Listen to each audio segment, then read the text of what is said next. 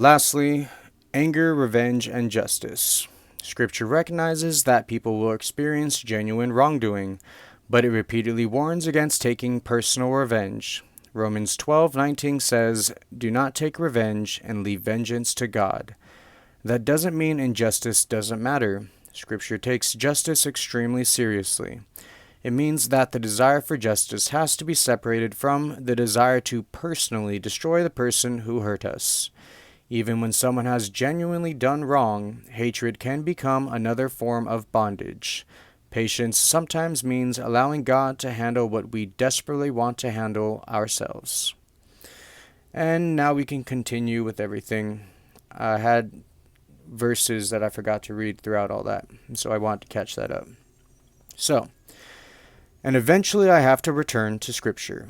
Because maybe if I had listened to Scripture first, or if someone had been willing to tell me the truth plainly, or if I encountered something like the series I'm creating earlier, I might have arrived at certain conclusions much faster.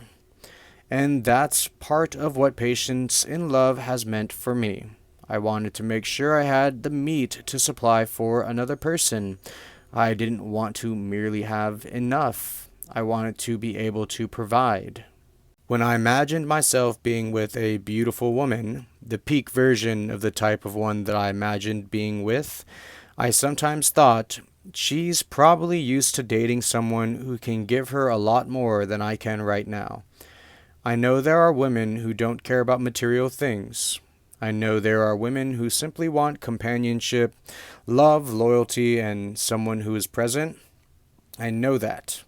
But I'm competitive, and I personally wanted to be able to supply the things I could supply.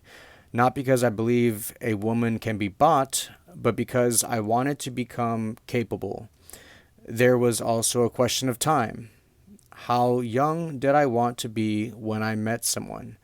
I looked at celebrities who married later in life and thought they were fine, but I still wanted something sooner. And there were moments when I almost broke. Moments when I thought, screw it, I'm just going to link up with someone.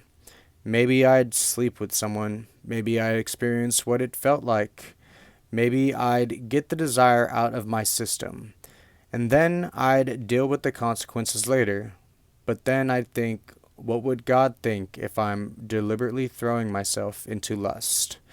I didn't want to make a decision simply because my body wanted something. I have a real fear of God. But honestly, I think I have an even greater love for Him.